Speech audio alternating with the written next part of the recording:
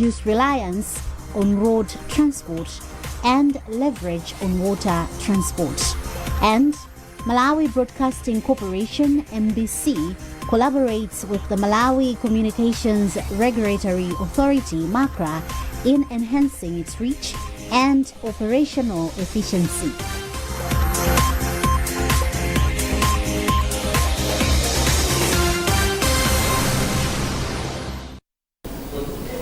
Thank you for joining us. Now the news in detail. President Professor Arthur Peter Mutharika has appealed for continued support from the World Bank, noting that geopolitical tensions in the Middle East have put a strain on the national economy. The president made these remarks at Zachitika Palace in Blantyre during a meeting with the newly promoted World Bank Regional Program Director for Africa, Dr. Nathan Belete, and the incoming country director for Malawi, Zambia, Zimbabwe, and Tanzania, Dr. Firas Rad. We have a report. President Mutharika expressed gratitude for the World Bank's willingness to assist Malawi through rapid response financing, saying this is vital in stabilizing the economy and ensuring a firm path toward full recovery.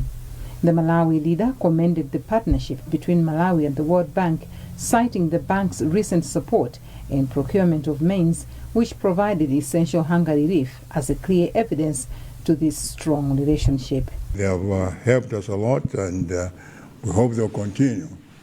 Both of them worked with us very much in our efforts to secure resources for maize from Zambia. They worked very hard, and we were successful in getting that maize from Zambia. So I congratulate them for that and encourage them to continue to be friends of Malawi wherever they go.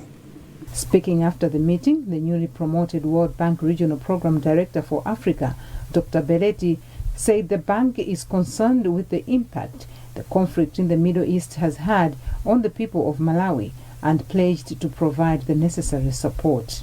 One of the issues that we discussed is how the World Bank can come and provide additional support to the country in this time of crisis. So we've had some discussions on that.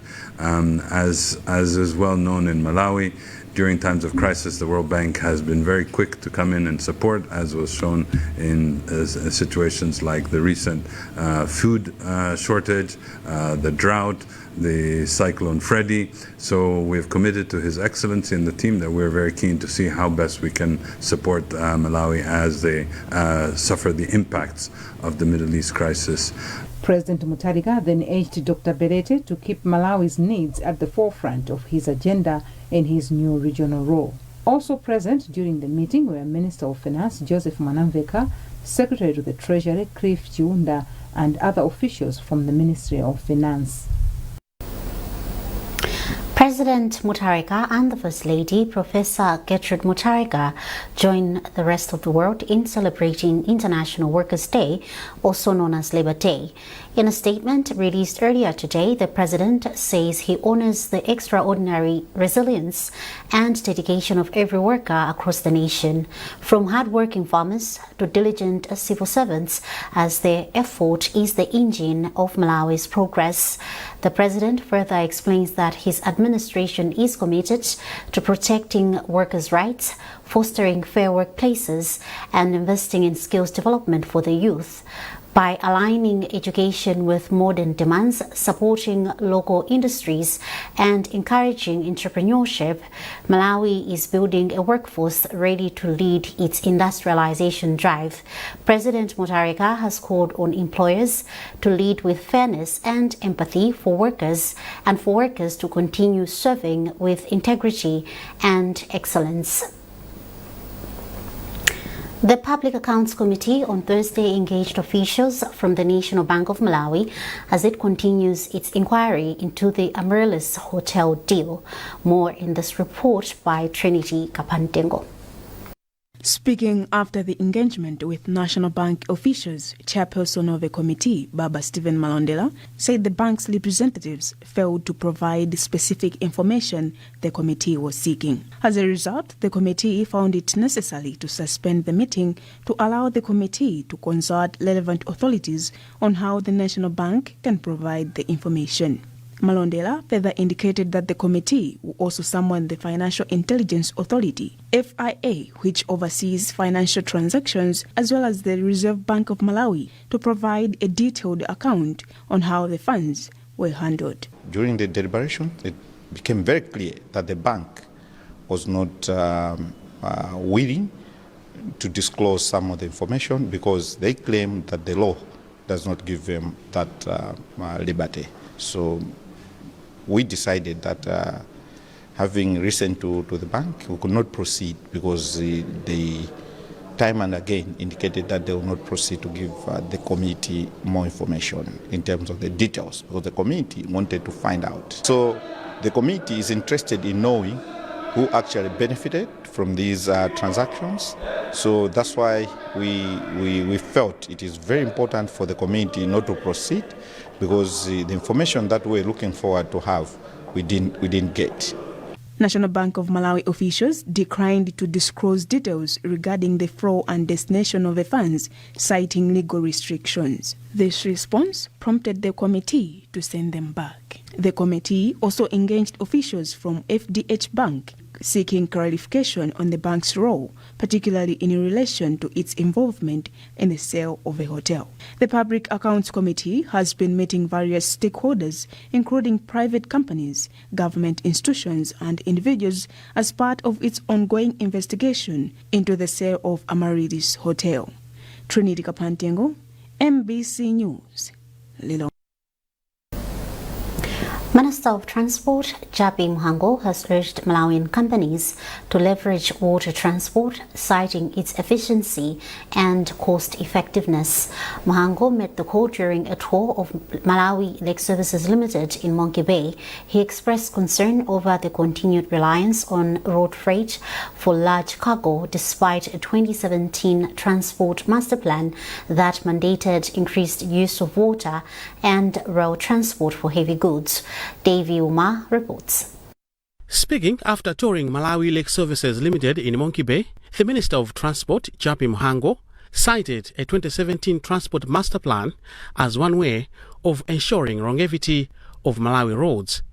According to Mhango, the Transport Master Plan, which was initiated by President Professor Peter Mutharika, encourages use of water and rail transport in transporting heavy goods.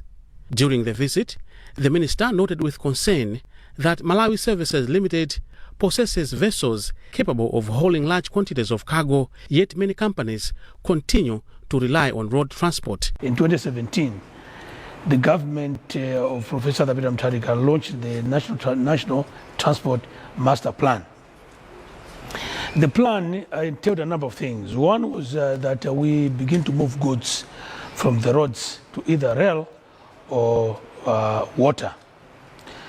I did not realize that, particularly here, we've got such capacity that we should be able to move goods by lake. Very key vessels on the lake, Vipia and Katundu, big vessels. That can take any load in this country, but we have still been insisting on using the roads. Quite surprising.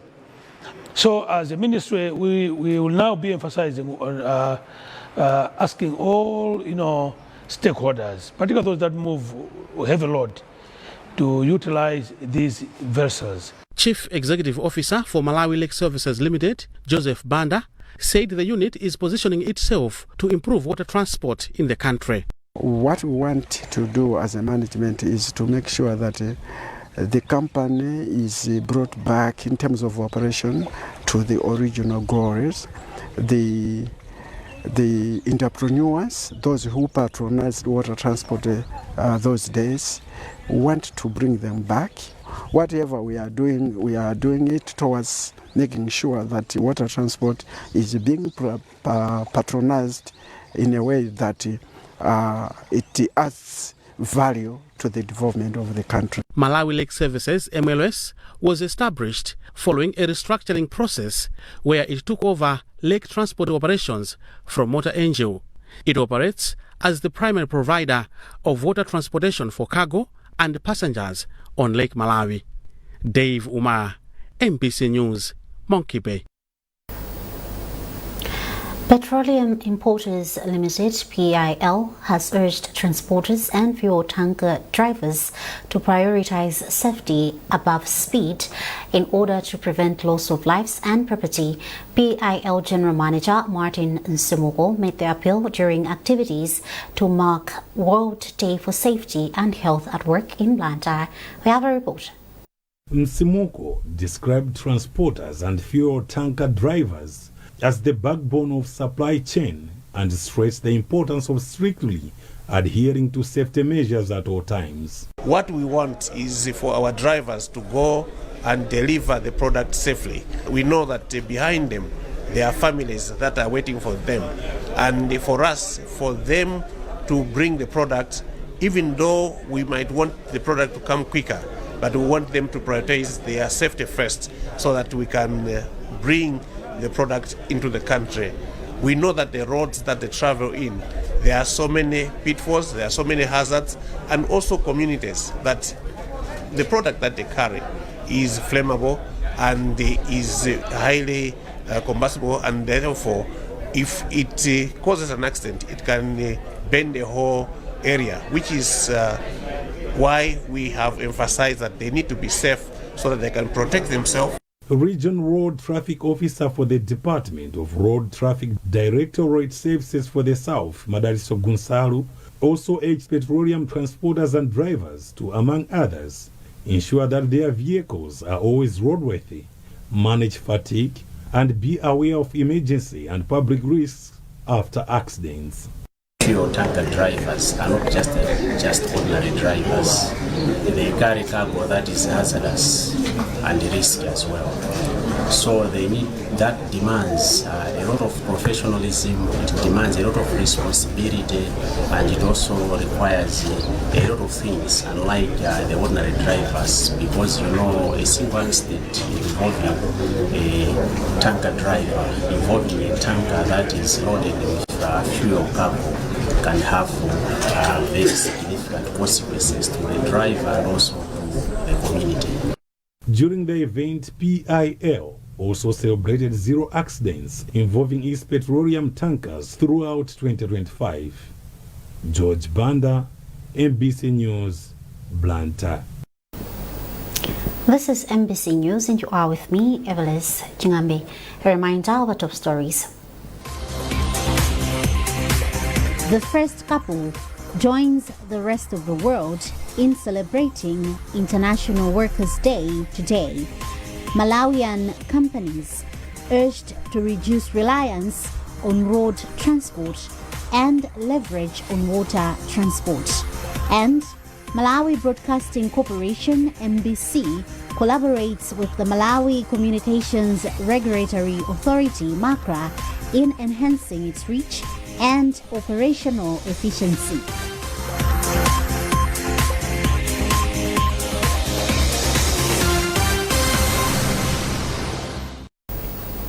Welcome back. The Malawi Broadcasting Corporation (MBC) has committed to collaborating with the Malawi Communications Regulatory Authority (MACRA) in enhancing its reach and operational efficiency. Speaking in Blantyre at MACRA offices during an interface with MACRA management team, Director General for MBC Brian Banda said the public broadcaster is committed to upholding high-level standards of professionalism through its programming by ensuring fair and balanced content. We have a report by Geoffrey Chinawa. According to the MBC Director General Brian Banda, with the ever-growing digital broadcasting landscape, the public broadcaster is also set to continue adopting new technologies that will help serve the general public better. Banda said all these cannot be achieved in a vacuum, but through partnerships and collaborations, hence the meeting. But we also came to assure them that we will make sure that we apply the best basic broadcasting rules and regulations to make sure that we are serving every Malawian from Karonga to Nsanje and all the way up to Chitipa. We have discussed a number of areas that MACRA is going to support us, and we have also told them a number of areas that we can collaborate with MACRA. Some of them, they were in camera, so I may not be able to comment further on that one, but the commitment is there that we are going to work together very closely with MACRA. We have so many activities lined up. Very shortly people will see a totally new MBC. You have talked about the children's radio and metro stations. What we intend to do is to make sure that those that are speaking Tumbuka, we give them a radio that talks in Tumbuka to them. Those that are in Nsanje, they speak a different language there, we give them a radio that will communicate to them in the language that they understand. So we presented those to MACRA, and they have assured us that they're going to look into that and help us accordingly. So we are very grateful to MACRA for the commitment that they've shown to us today. In his remarks, the Director General for MACRA, Mayami Konkoloma, hailed MBC for committing to uphold the principles that govern the broadcasting industry. Nkoloma said he was particularly impressed with MBC plans, which include setting up a children radio station and metro radio stations, saying this is a clear testimony that the public broadcaster is geared to serving the nation better. In our discussions, we looked at some strategies on how we could enhance our services to Malawians. MACRA, we are always ready to support initiatives that MBC take, because by the end of the day, it's Malawians who benefit. So we looked at a lot of gaps that are in place, and we also looked at solutions where, as MACRA, we can come in to assist MBC to move forward. As you know that technology is moving quick at the speed of light, and at the same time as MBC, it has to be agile and also ensure that it moves with time. And as MACRA, basically we are a catalyst for change in the area of innovation and research, and also in digitization. And our main goal is to see that MBC succeeds. It becomes the real mother of all the broadcasting stations in Malawi by enhancing it with the technology and also solutions that can take it forward. The MBC Director General, who was accompanied by his management team, also took time to appreciate MACRA's state-of-art broadcasting monitoring facility. Jeffrey Shinawa, MBC News, Blantyre. The Malawi Electoral Commission (MEC) has officially launched the June 30, 2026 by-elections to be held in 3 constituencies and 2 wards. Launching the by-elections in Lilongwe City's Waila constituency, MEC Chairperson Annabel Ntalimanja urged political parties, independent candidates and the public to adhere to all electoral procedures to ensure a smooth process. Catherine Banda has more. MEC is set to conduct the by-elections in Balaka Mulunguzi constituency, Lilongwe City Bwaila constituency, Machinga Mikoko constituency, Uliwa ward in Karonga South constituency, and Kanjuli ward in Machinga Central East constituency on June 30 this year. Addressing the gathering during the launch in Lilongwe City Bwaila constituency, Justice Annabel Ntalimanja said the Commission will conduct the by-elections in full compliance with the electoral legal framework. She emphasized that all legal requirements and standard operating procedures will be followed, including training of MEC polling staff, civic and voter education to ensure the electorate is fully prepared. Furthermore, the MEC chairperson indicated that eligible voters who did not register during the September 16 elections will have an opportunity to do so alongside a voter register verification exercise. We have launched by-elections here in Lilongwe City, Bwaila, as well as other constituencies and wards across the country. to run by-elections to fill vacancies that are presently existing. As you know, we are mandated by law to conduct by-elections to fill vacancies every quarter. So after the 17th March by-elections, this is the next lot. Malawians should expect that we will conduct the by-elections in full compliance with the legal framework. The Commission has also announced the official opening of the campaign period, which runs from April 30, 2026 to June 28, 2026. MEC has since called on all stakeholders to adhere to campaign guidelines, avoid violence, and refrain from offering handouts to voters. The Commission also reviewed plans to intensify voter sensitization campaigns to address voter apathy, often associated with by-elections. Catherine Banda, MBC News, Lilongwe. National Bank of Malawi has partnered with Malamulo Adventist Hospital on the completion of the hospital's solar microgrid project. The two institutions have recently signed a memorandum of understanding, and National Bank Chief Operating Officer Masauko Katala reiterated the bank's commitment to improving the quality of healthcare in Malawi, hence the partnership. Total cost of the project is pegged at 634 million kwacha, with National Bank contributing 317 million kwacha, accounting to 50% of the total project cost. As National Bank of Malawi, when we were told about the problems of power that the hospital faces because of power fluctuations, losing some of very expensive equipment, and being not able to deliver some services because of unstable power, we felt that it was important as a responsible social, as a responsible corporate, that we do something about it. So we are providing this assistance as part of our corporate social investment to help those people that are in need. And indeed, we, National Bank, as a responsible corporate citizen, we saw the need, having looked at the catchment area that this hospital serves, which is over 50,000 people, and we are told some of the patients even come from across the borders. So they are doing a very good job, and we thought we would complement the good work that they are doing. Malamulo Adventist Hospital Chief of Surgery Dr. Brent Sherwin says once completed, the microgrid project will stabilize electricity around the hospital and reduce reliance on diesel, lower costs, while contributing to a more cleaner environment. Having the increased costs of the fuel and the energy costs, this project of stabilizing our power will ultimately save us in the long run, because we'll be able to decrease our reliance on diesel, which everybody knows is very expensive right now.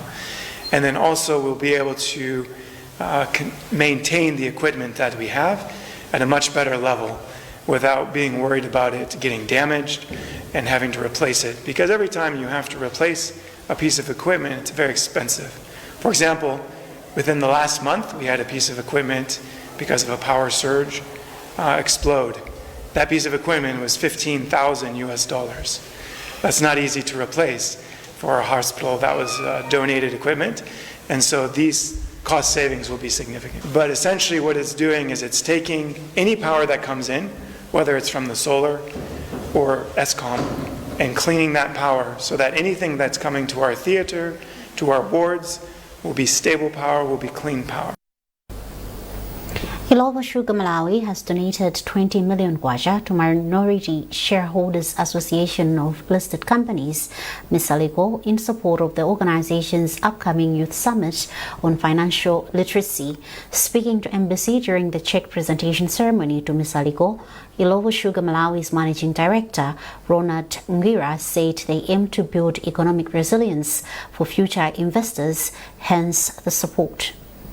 Misaliko is doing a fantastic job bringing together investors of all shapes and sizes, encouraging the youth to come in. And so getting them early and training them early on financial concepts, building that muscle and that strength for future investments and creating a resilience is something that as Ilovo we believe is important. And so when we were asked, we felt that it was important that we align and we support Misaliko in developing the future investors, not only in our business, but for Malawi and for the Malawi Stock Exchange in totality. So we are honored and privileged today to be able to assist. In his remarks, Secretary General for Misaliko, Frank Harawa, said the youth in the country are active in investments, but there is a literacy gap that needs to be bridged, especially in investments on the Malawi Stock Exchange, which is currently building wealth for people. The summit is expected to take place at Capital Hotel in Lilongwe on the 9th of this month. This time we are targeting the youth for Lilongwe, and the reason is mainly, you see, the youth are very active. They are still in the searching of knowing how to use their money and investing and so forth. So we find that our being in Lilongwe will be too helpful for them. I think just last month we were in Zomwe, Chancellor College. The turn-up was just too good, and we're expecting the same thing happening in Lilongwe on the 9th of May. We have invited more than 40-something institutions, and these are universities from Buddha College, UNICAF, Luwana, tourism industry. We have invited Kosoma, we've invited Football Association, we've invited the churches, different churches through Council of Churches and other churches in particular. So there will be many people coming into Lilongwe, but the plan is to equip several people in those institutions that they will take the message to others. So we are saying in each institution, let them bring 5 to 10 people. We equip them, they get the knowledge, they'll go back and share the knowledge to their friends, their organization. And that's it from our newsroom this afternoon. A recap of our top stories before we leave. The first couple joins the rest of the world in celebrating International Workers' Day today. Malawian companies urged to reduce reliance on road transport and leverage on water transport. And Malawi Broadcasting Corporation, MBC, collaborates with the Malawi Communications Regulatory Authority, MACRA, in enhancing its reach and operational efficiency.